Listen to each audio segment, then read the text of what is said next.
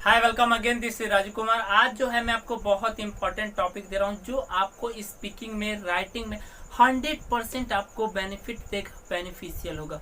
वो टॉपिक क्या है? वो टॉपिक है आपका रोल ऑफ हैव फॉर्म।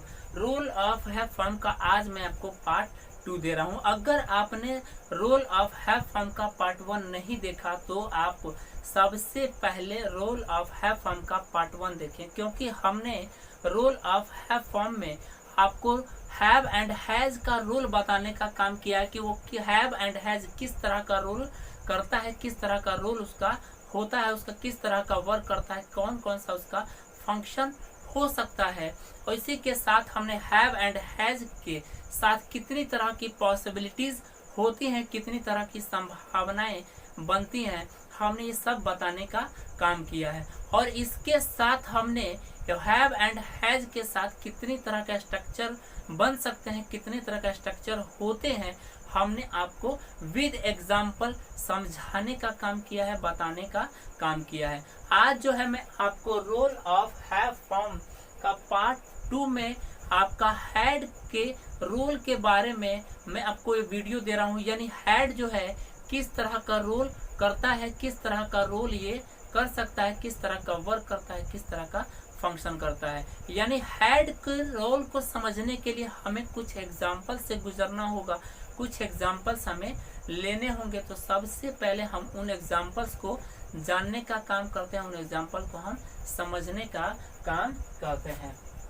तो यहाँ पे हमने फर्स्ट एग्जाम्पल लिया, यू हैड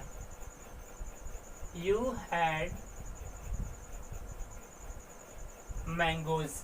सेकेंड यहाँ पे हमने लिया, यू हैड ईटेन मैंगोज। अब यहाँ पे आपके सामने दो एग्जाम्पल्स लिखे गए हैं, 2 सेंटेंसेस लिखे गए हैं। इन दोनों सेंटेंसेस को आपको ध्यान से पढ़ना है और बताना है कि यहाँ पे हैड का रोल क्या है और इस वाले सेंटेंस में हैड का रोल क्या है। तो यहाँ पे आप देखेंगे हैड का यहाँ पे जो है रोल आपका ये जो है मेन वर्ब का रोल कर रहा है, मेन वर्ब का फंक्शन कर रहा है। लेकिन इस वाले सेंटेंस में जो हैड है ये आपका ऑक्सिलरी वर्ब का काम कर रहा है। ऐसा क्यों?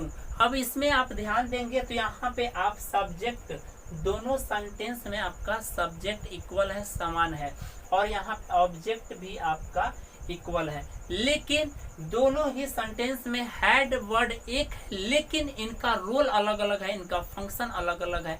ऐसा क्यों?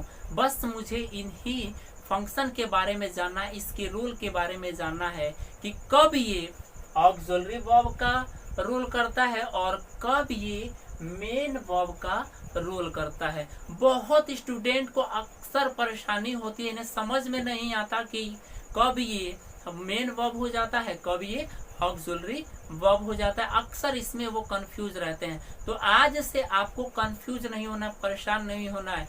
आप आज इस वीडियो को लास्ट तक देखिए। आज के बाद आपकी सारी कंफ्यूजन, सारी डाउट आज आपके क्लियर हो जाएंगे। तो हम रोल ऑफ हैड को जानने का काम करते हैं, यानी हैड का रोल क्या है उसे हम समझने का काम करते हैं।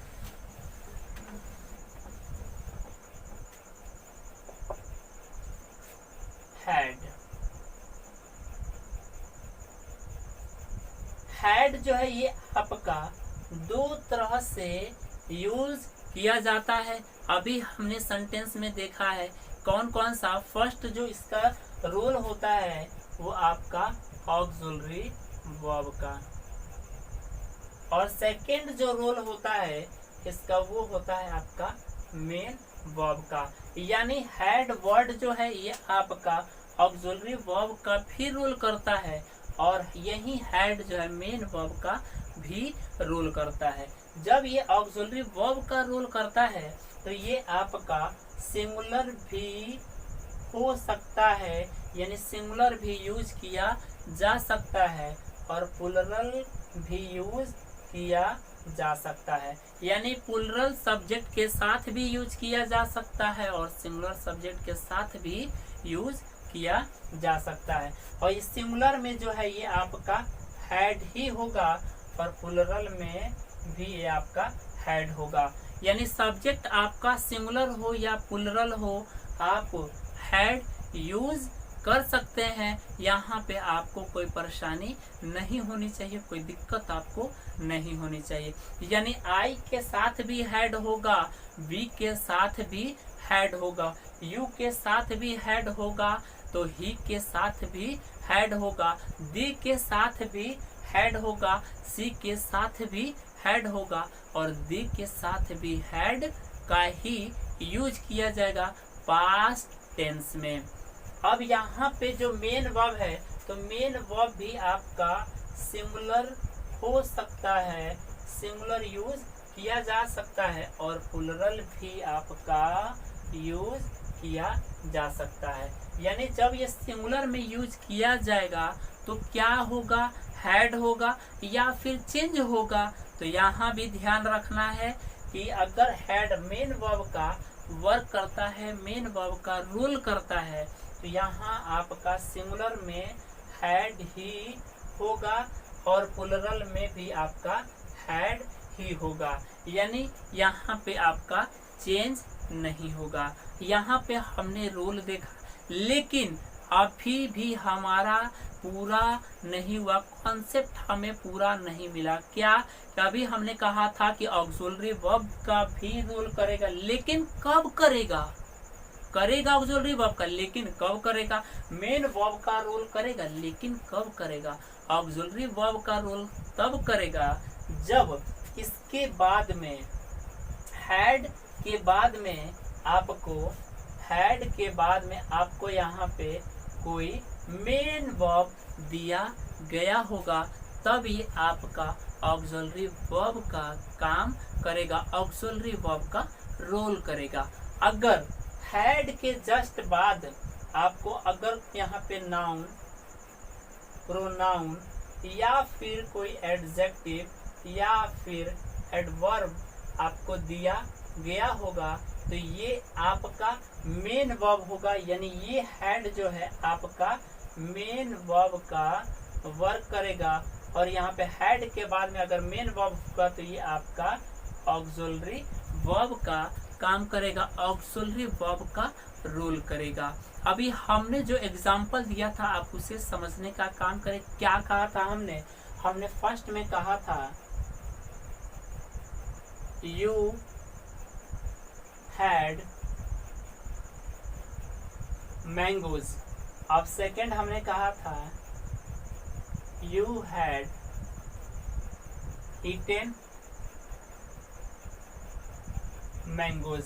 अब यहाँ पे आप देखें हैड के बाद में हमने क्या कहा है, अगर नाउन होगा, प्रोनाउन होगा, एडजेक्टिव होगा या फिर एडवर्ब होगा तो वो आपका मेन वर्ब होगा। तो यहाँ पे जो आप देखें मैंगोज, तो मैंगोज बताएं आपका प्योर नाउन है कि नहीं है, आपका प्योर नाउन है। यानी हैड के बाद में अगर नाउन यूज हुआ है तो ये कैसा वर्क करेगा, ये वर्क करेगा एमवी का, यानी मेन वर्ब का। अब ये ऑक्सिलरी वर्ब का वर्क कब करेगा, जब इसके बाद में कोई मेन वर्ब दिया गया होगा। अब यहाँ पे हैड हमने देखा, तो हैड के बाद में देखें ईटेन जो है आपका नाउन है या वर्ब है, तो यहाँ पे आपका वर्ब है। यानी सेंटेंस में आपका ये जो है मेन वर्ब है, और ये ऑक्सिलरी वर्ब जो है इसके मीनिंग को, मेन वर्ब के मीनिंग को, मेन वर्ब के सेंस को कंप्लीट करने के लिए यूज आया है, कंप्लीट करने के लिए इसका यूज किया गया है। अब यहाँ पे हम ये जानते हैं कि हैड के साथ कितनी तरह की पॉसिबिलिटीज होती हैं, कितनी तरह की संभावनाएं बनती हैं, कितनी तरह की पॉसिबिलिटीज हो सकती हैं। इसे हम जानने का काम करते हैं, समझने का हम काम करते हैं।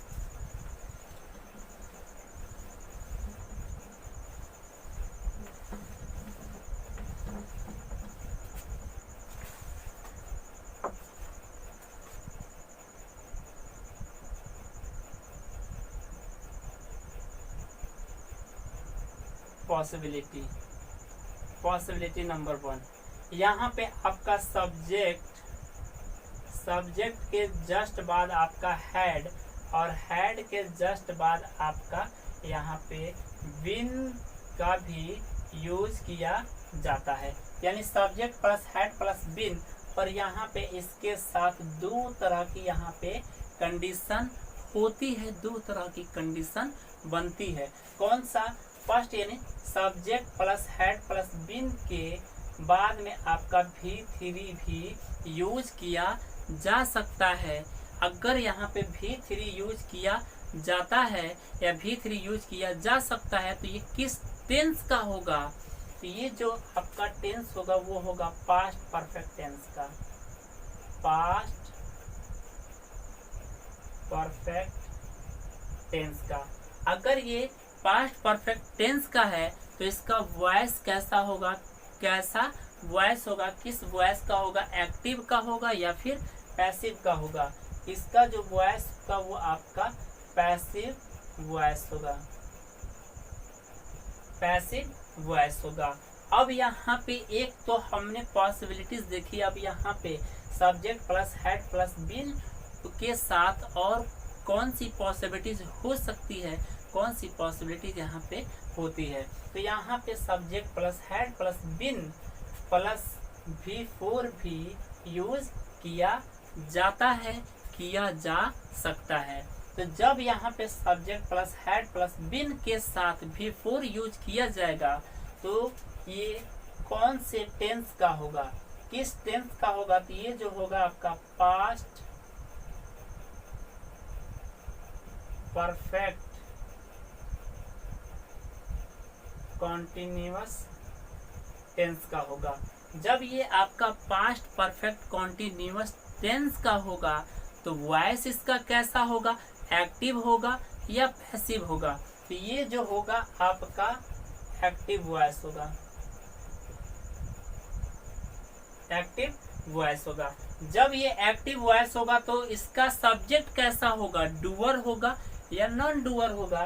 तो इसका जो सब्जेक्ट होगा वो आपका डूअर होगा, इसका जो सब्जेक्ट होगा वो आपका डूअर होगा।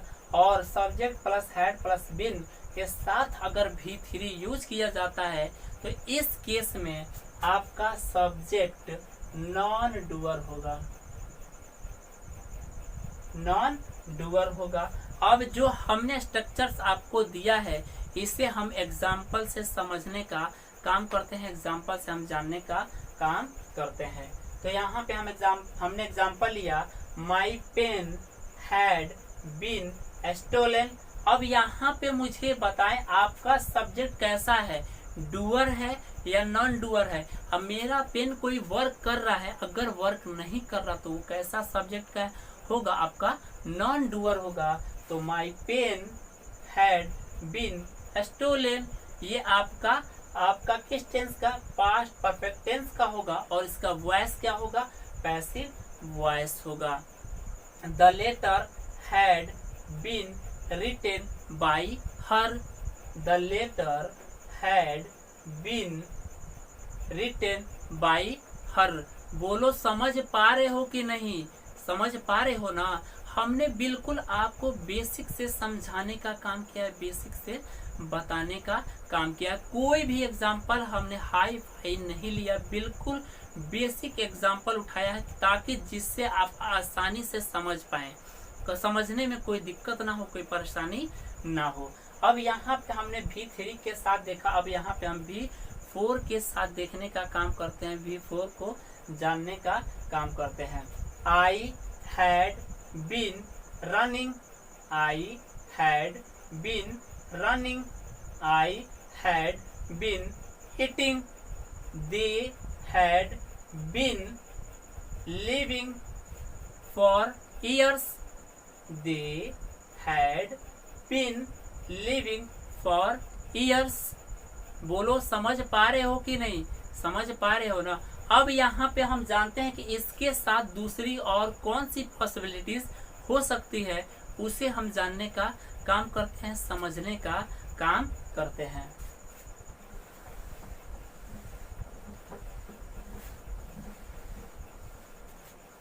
यहाँ पे इसके साथ जो दूसरी पॉसिबिलिटीज होती है दूसरी पॉसिबिलिटीज होगी वो आपको सब्जेक्ट और सब्जेक्ट के जस्ट बाद यहाँ पे आपको हैड दिया गया होगा और यहाँ पे जो है आपकी 3 तरह की स्ट्रक्चर्स बनती हैं, 3 तरह का कंडीशन यहाँ पे होता है। अब यहाँ पे फर्स्ट कंडीशन क्या, तो सब्जेक्ट प्लस हैड के साथ यहाँ पे 2 प्लस V1 यूज किया जा सकता है। जब यहाँ पे V1 यूज किया जाएगा तो ये किस टेंस का होगा और इसका वॉइस कैसा होगा, तो ये जो है आपका पास्ट टेंस का होगा, पास्ट टेंस का होगा और इसका वॉइस जो है आपका एक्टिव वॉइस होगा, एक्टिव वॉइस होगा। अब यहाँ पे तो और कौन सी पॉसिबिलिटीज यहाँ पे बन सकती है, और सब्जेक्ट प्लस हेड के साथ और कौन सी कंडीशन हो सकती है, तो यहाँ पे जो इसके साथ दूसरी कंडीशन होती है सब्जेक्ट प्लस हेड के साथ में आपका नाउन, प्रोनाउन, एडजेक्टिव या एडवर्ब आपका यूज किया जा सकता है, यूज हो सकता है। जब आपका सब्जेक्ट प्लस हेड के साथ नाउन, प्रोनाउन, एडजेक्टिव या एडवर्ब यूज किया जाएगा तो इसका कैसा सेंटेंस होगा और इसका वॉइस क्या होगा, किस तरह इसका वॉइस बनाया जाएगा या वॉइस नहीं बनाया जाएगा, तो ये जो है आपका नॉर्मल सेंटेंस होगा, नॉर्मल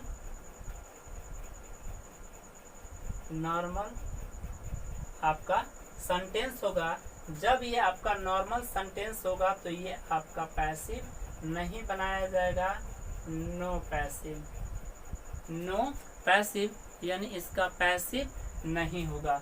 और इसके साथ और कौन सी कंडीशन हो सकती है, तो यहाँ पे सब्जेक्ट प्लस हेड के साथ में आपकी एक और कंडीशन हो सकती है 2 प्लस बी प्लस V3 आपका हो सकता है, V3 आपका लिखा जा सकता है।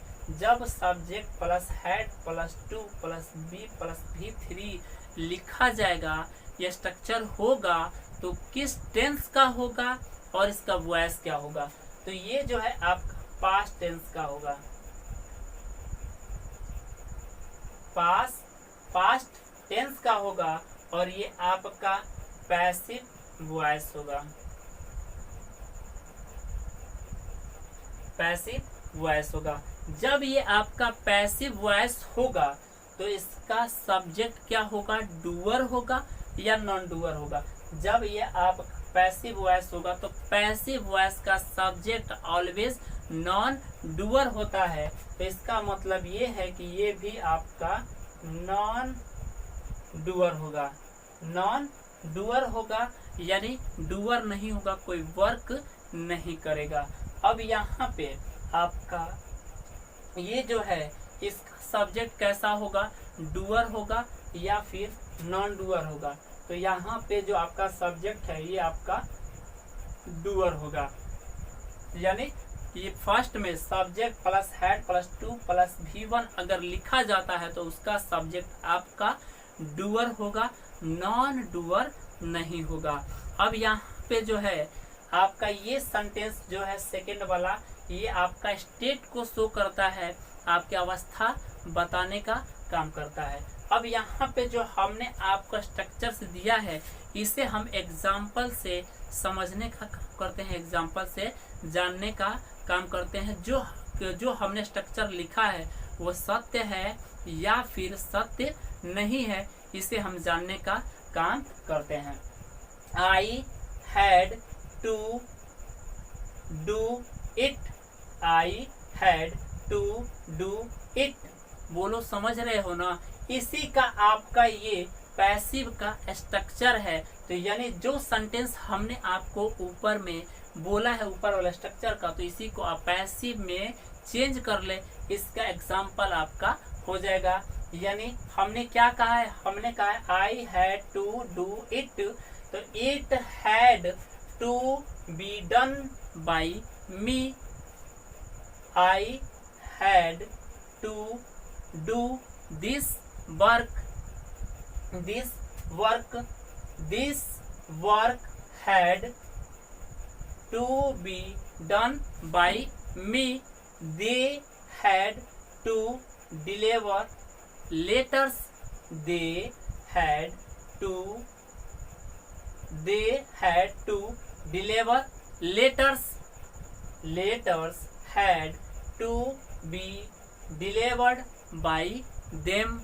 बोलो समझ पा रहे हो ना। अब यहाँ पे हम इसका एग्जाम्पल लेने का काम करते हैं, समझने का काम करते हैं। I had a car.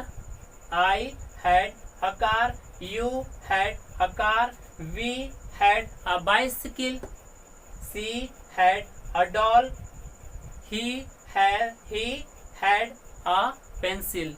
बोलो समझ पा रहे हो ना। हैड का रोल आपको समझ में आया कि नहीं? हमने आपको बिल्कुल बेसिक से आपको समझाने का काम किया है, बताने का काम किया है। कोई भी एग्जाम्पल हाई फाई नहीं लिया है। आज से आपको रोल ऑफ हैड में कोई परेशानी नहीं होनी चाहिए, आपको कोई दिक्कत नहीं होनी चाहिए। इसी तरह के बेहतरीन वीडियो के लिए आप इस चैनल को सब्सक्राइब करें। Thank you very much.